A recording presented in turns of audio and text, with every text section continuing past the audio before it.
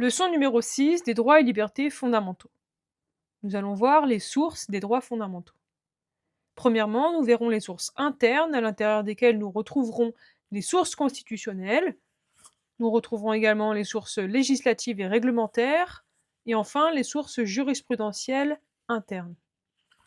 À la suite de cela, nous verrons les sources internationales, notamment les textes universels, pour ensuite discuter des sources européennes. Enfin, nous terminerons sur les autres sources internationales de l'ONU qui sont spécifiques. Et nous terminerons ce chapitre sur les sources régionales. Commençons alors par les sources internes. S'agissant des sources constitutionnelles, il faut d'abord s'intéresser à la Déclaration des droits de l'homme et du citoyen du 26 août 1789. La DDHC comporte des droits de première génération qu'on appelle les droits libertés.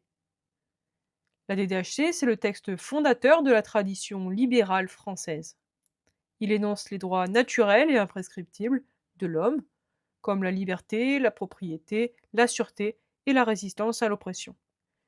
Il consacre une conception rationnelle et universaliste des droits. Ensuite, nous allons voir donc le préambule de la Constitution du 27 octobre 1946. Dans le préambule de la Constitution de 1946, il s'agit des droits de seconde génération que l'on appelle les droits créances.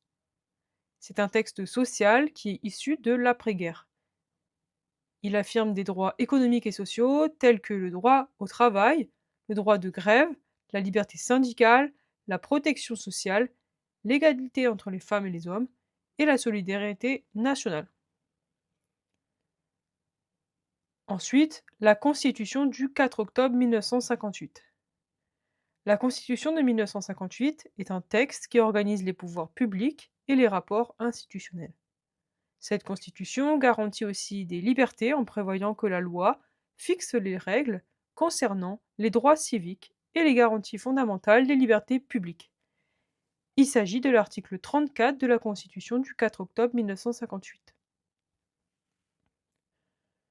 Ensuite, nous avons la Charte de l'environnement de 2004. La Charte de l'environnement de 2004 est un texte constitutionnel intégrant la protection de l'environnement et consacrant le principe de précaution, le droit de vivre dans un environnement sain et le devoir de le préserver. Cette charte marque l'entrée des droits de troisième génération dans le bloc de constitutionnalité. Ensuite, il y a les principes fondamentaux reconnus par les lois de la République, PFRLR. Les PFRLR sont des principes dégagés par le Conseil constitutionnel à partir de lois adoptées sous des régimes républicains antérieurs à 1946. Je répète, les principes fondamentaux reconnus par les lois de la République sont des principes dégagés par le Conseil constitutionnel à partir de lois adoptées sous des régimes républicains antérieurs à 1946. Les PFRLR consacrent des droits et libertés essentiels considérés comme faisant partie du socle républicain. C'est par exemple la liberté d'association, l'indépendance des juridictions administratives et bien d'autres décisions. Très proche des PFRLR, mais à ne pas confondre, il s'agit des OVC, les objectifs à valeur constitutionnelle. Les objectifs à valeur constitutionnelle sont des finalités de valeur constitutionnelle que le législateur doit concilier avec les libertés.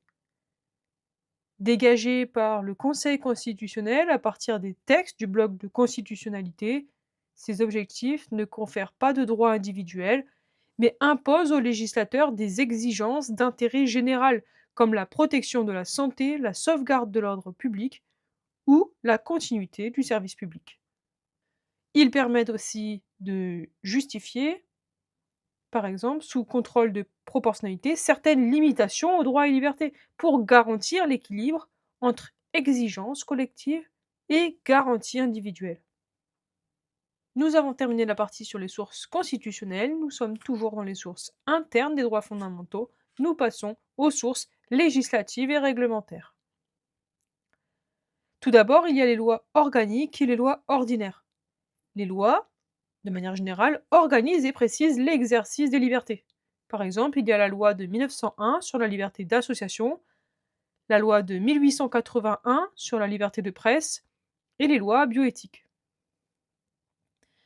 Ces lois ne peuvent contredire les normes constitutionnelles.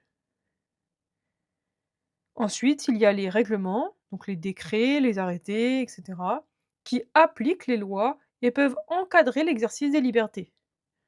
Le juge contrôle leur conformité aux lois et au bloc de constitutionnalité. Enfin, et nous passons vraiment rapidement sur cette partie, il y a les codes juridiques, comme par exemple le code pénal, le code civil et le code du travail. Dans le code pénal, ce sont des incriminations et des peines qui garantissent la sûreté, par exemple. Le code civil, il y a par exemple la protection de la personne et de la vie privée. Et le code du travail, on parle des libertés collectives et des droits sociaux, par exemple.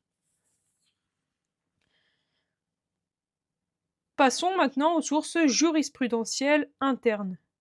Tout d'abord, il y a bien sûr le Conseil constitutionnel. Il garantit la suprématie de la Constitution et protège les droits fondamentaux en censurant les lois contraires. La décision fondamentale à retenir est la liberté d'association de 1971. Ensuite, il y a le Conseil d'État, qui est le juge administratif suprême. Il protège les libertés dans le cadre de l'action administrative. Par exemple, il y a cet exemple majeur, l'arrêt Benjamin de 1933, qui est consacré à la liberté de réunion et au contrôle de proportionnalité. Ensuite, il y a la Cour de cassation, le juge judiciaire suprême. La Cour de cassation protège des droits individuels, notamment en droit pénal et civil, par exemple l'arrêt Dame Penney de 1973 qui fonde le principe interdisant de licencier une salariée enceinte. Et puis il y a les principes généraux du droit, PGD. Ce sont des normes prétoriennes qui sont dégagées principalement par le juge administratif, au premier rang duquel le Conseil d'État, mais également, en certaines matières, par le juge judiciaire. Ils garantissent notamment les droits de la défense, l'égalité ou encore la sécurité juridique et permettent de combler les lacunes des textes ou de préciser leur portée. Par exemple, le Conseil d'État a reconnu le principe d'égalité dans l'arrêt Société des concerts du Conservatoire de 1951 et l'obligation pour l'administration de respecter les droits de la défense dans l'arrêt Dame Veuve Trompier Gravier de 1944. Ces PGD ont une valeur infra-législative et supra-réglementaire. Ils s'imposent donc aux actes réglementaires qui ne peuvent les méconnaître. Nous avons terminé les sources internes, nous passons aux sources internationales. Dans un premier temps, nous allons voir les textes universels. S'agissant des termes universels, des textes universels, il y a d'abord la Charte des Nations Unies du 26 juin 1945.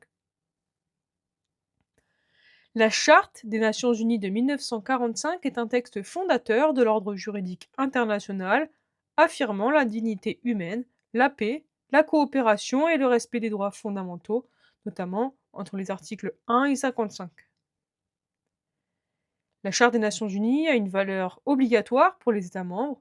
Elle ne crée pas un recours direct pour les individus, mais oriente l'interprétation du droit international et inspire les mécanismes de protection. Sa mise en œuvre relève principalement des États et du Conseil de sécurité. Ensuite, nous avons la Déclaration universelle des droits de l'homme du 10 décembre 1948, la DUDH. La Déclaration universelle des droits de l'homme du 10 décembre 1948 proclame des droits civils, politiques, économiques et sociaux. Elle proclame des droits civils, politiques, économiques et sociaux, dans une perspective universaliste.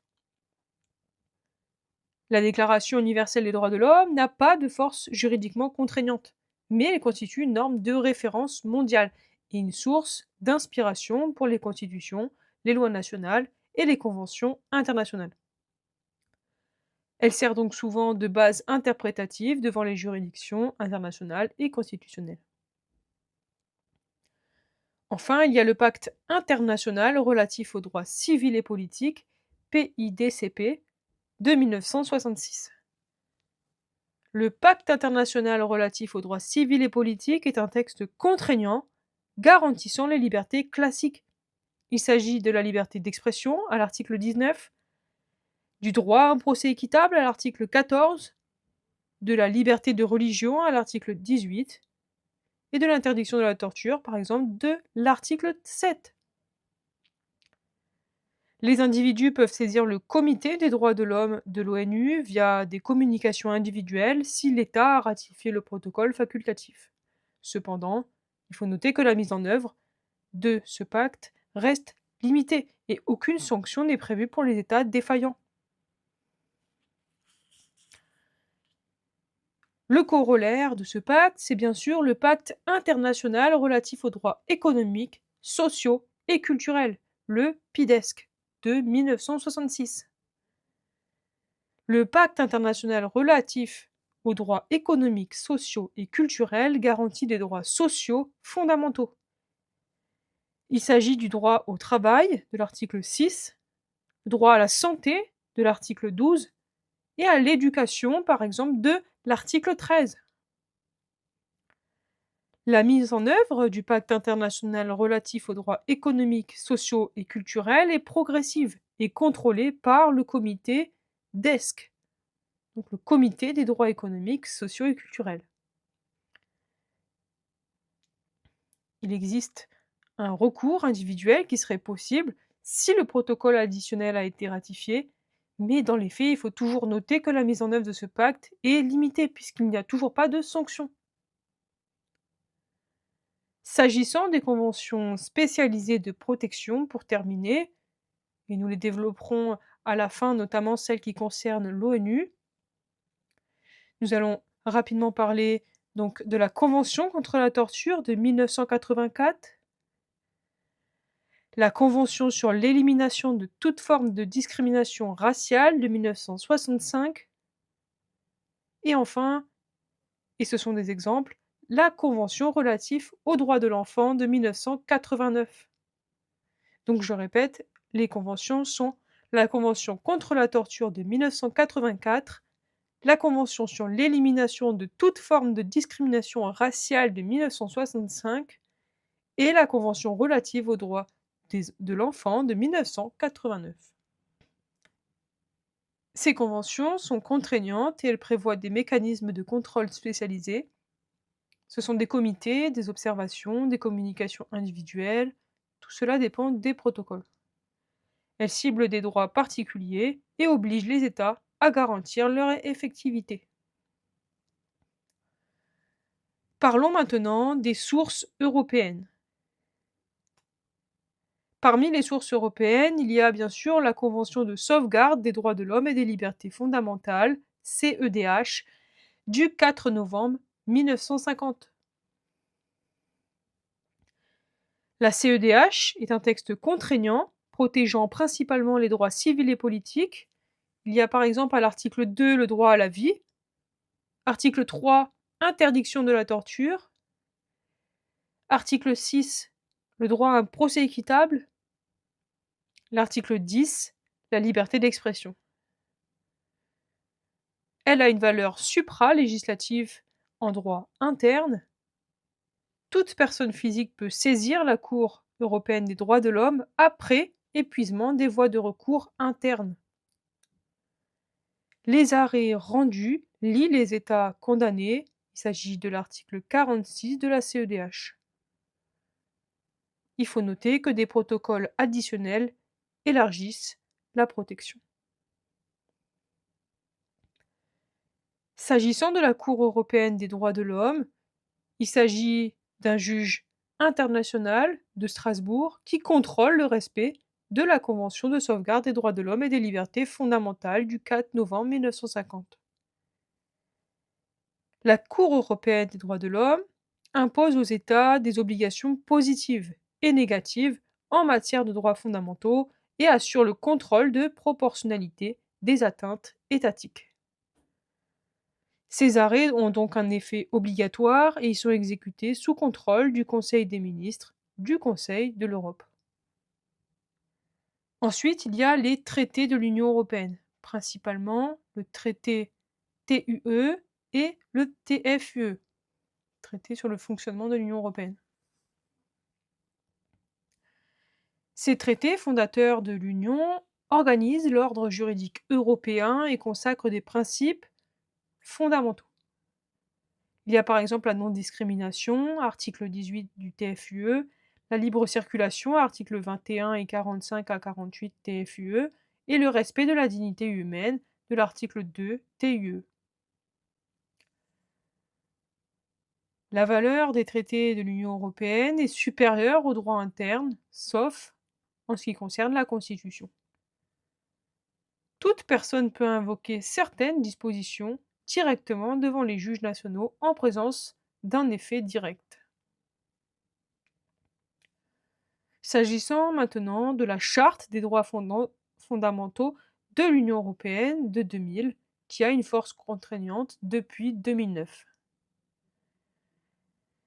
La Charte des droits fondamentaux de l'Union européenne est un texte constitutionnel de l'Union, qui constitue l'Union, et qui réaffirme les droits civils, politiques, économiques et sociaux. Titre 1 sur la dignité, le titre 2 sur les libertés, le titre 4 sur la solidarité et l'article 8 qui concerne la protection des données. La Charte des droits fondamentaux de l'Union européenne s'impose aux institutions de l'Union européenne et aux États membres lorsqu'ils mettent en œuvre le droit de l'Union. Il s'agit de l'article 51. Invocable par tout justiciable devant le juge national ou la CJUE lorsqu'une situation relève du droit de l'Union. La Charte des droits fondamentaux de l'UE ne peut pas être invoquée dans une situation purement interne qui ne présente aucun lien avec le droit de l'Union. S'agissant maintenant de la Cour de justice de l'Union européenne, la CJUE. Créée en 1952 par le traité de Paris et réorganisée en 2009 par le traité de Lisbonne, elle constitue la juridiction suprême de l'Union et garantit l'interprétation uniforme du droit de l'Union. La Cour de justice de l'Union européenne dégage des principes généraux du droit tels que la non-discrimination, la sécurité juridique ou le droit à un recours effectif. Elle peut être saisie par un recours en manquement par la Commission ou un État membre contre un État défaillant. Elle peut être saisie par un recours en annulation contre un acte de l'Union. Elle peut être saisie d'un recours en carence en cas d'inaction d'une institution, d'un renvoi préjudiciel initié par un juge national sur l'interprétation ou sur l'appréciation en validité du droit de l'Union, ainsi qu'en appel des décisions du tribunal de l'Union. Ces décisions s'imposent à toutes les juridictions nationales, assurant ainsi la primauté du droit de l'Union européenne. Nous allons maintenant parler des sources internationales de l'ONU spécifiques. Tout d'abord, il y a la Convention pour la prévention et la répression du crime de génocide de 1948. Cette convention est très importante, elle définit le génocide et oblige les États parties à prévenir et sanctionner ce crime. Elle a une valeur juridiquement contraignante. Tout État partie peut engager la responsabilité d'un autre État devant la Cour internationale de justice pour manquement à la Convention. Les individus peuvent être poursuivis devant des juridictions pénales nationales ou la Cour pénale internationale lorsque les conditions de compétence sont réunies. S'agissant de la Convention internationale relative aux droits de l'enfant, CIDE, de 1989. La CIDE consacre des droits civils, politiques, sociaux et éducatifs en faveur des enfants. Elle a une valeur contraignante pour les États parties. Elle est surveillée par le Comité des droits de l'enfant qui reçoit des rapports étatiques et si le protocole facultatif l'autorise, peut examiner des communications individuelles. En droit français, ces dispositions peuvent être invoquées devant le juge si elles sont d'effet direct, ce que la jurisprudence évalue in concreto. S'agissant maintenant de la Convention contre la torture et autres peines ou traitements cruels, inhumains ou dégradants de 1984. La Convention contre la torture et autres peines ou traitements cruels, inhumains ou dégradants impose aux États parties d'interdire la torture, de prévenir sa commission, de poursuivre ou extrader les auteurs présumés et de garantir réparation aux victimes. Son contrôle est assuré par le Comité contre la torture, qui peut recevoir des communications individuelles selon l'article 22, des communications interétatiques selon l'article 21, mener des enquêtes confidentielles en cas de torture systématique. Il s'agit de l'article 20. Elle est juridiquement contraignante. Ensuite, il y a la Convention internationale pour la protection de toutes les personnes contre les disparitions forcées de 2006.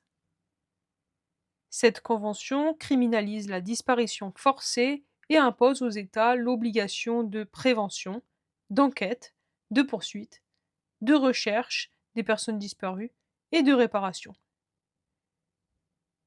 Le respect de cette convention est assuré par le Comité des disparitions forcées qui peut examiner des communications individuelles, il s'agit de l'article 31, examiner des communications interétatiques, il s'agit de l'article 32, recevoir des demandes urgentes pour rechercher une personne disparue, il s'agit de l'article 30. La convention a force obligatoire pour les États parties. Enfin, nous terminerons sur le statut de Rome de la Cour pénale internationale de 1998. Ce statut institue la Cour pénale internationale, CPI, compétente pour 4 crimes. Il s'agit du génocide, des crimes contre l'humanité, des crimes de guerre et du crime d'agression. La CPI peut être saisie par un État partie, par une autosaisine étatique, par le Conseil de sécurité des Nations Unies, article 13b. Elle peut aussi être saisie par le procureur agissant proprio motu, ça signifie de son propre chef ou de son propre mouvement. Donc par le procureur agissant proprio motu avec autorisation préalable de la chambre préliminaire, c'est l'article 15. Ce statut permet aussi la participation directe des victimes, articles 68 et 75. La compétence est complémentaire de celle des États, il s'agit d'un principe de complémentarité. Le statut, qui institue la Cour pénale internationale, a valeur obligatoire pour ces États parties. Enfin, nous allons terminer sur les sources régionales. J'ai volontairement séparé les sources régionales des sources européennes, puisque les sources européennes sont à mon sens très importantes, étant donné le nombre de textes qui y sont présents.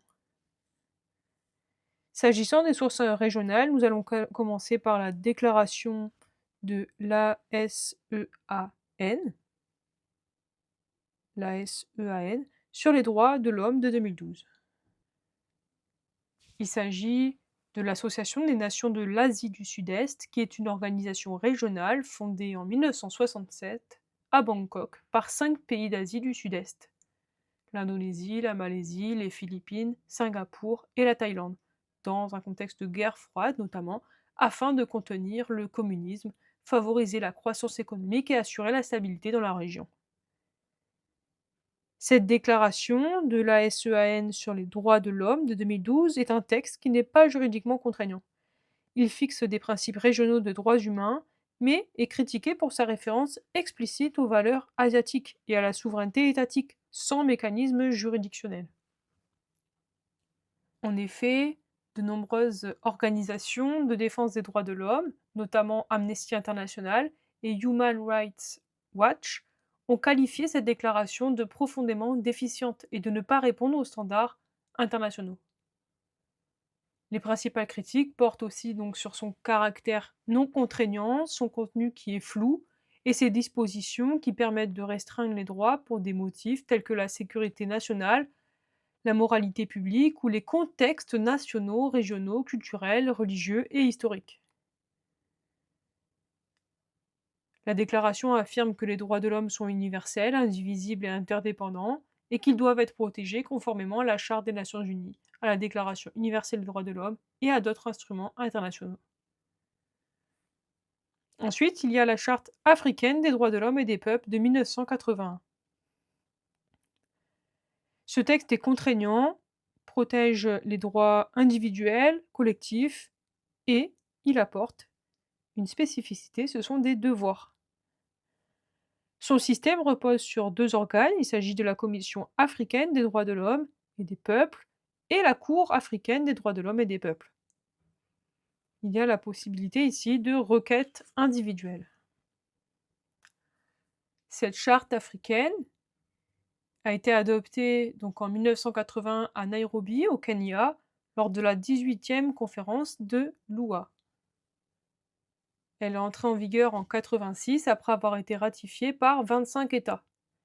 Cette charte s'appuie sur la charte de l'Organisation de l'Unité africaine, la charte des Nations Unies et la Déclaration universelle des droits de l'homme, tout en tenant compte des traditions historiques et des valeurs de la civilisation africaine. La charte reconnaît effectivement des droits collectifs au peuple, notamment le droit à l'existence, à l'autodétermination, à la libre disposition de leurs richesses et de leurs ressources naturelles, à un développement économique, social et culturel, à la paix et à la sécurité, ainsi qu'à un environnement satisfaisant et global. Elle condamne le colonialisme, le néocolonialisme, l'apartheid, le sionisme et la domination économique. Les peuples colonisés ou opprimés ont le droit de se libérer de leur état de domination en recourant à tous les moyens reconnus par la communauté internationale. Il y a également de nombreux protocoles qui ont été adoptés pour renforcer cette charte.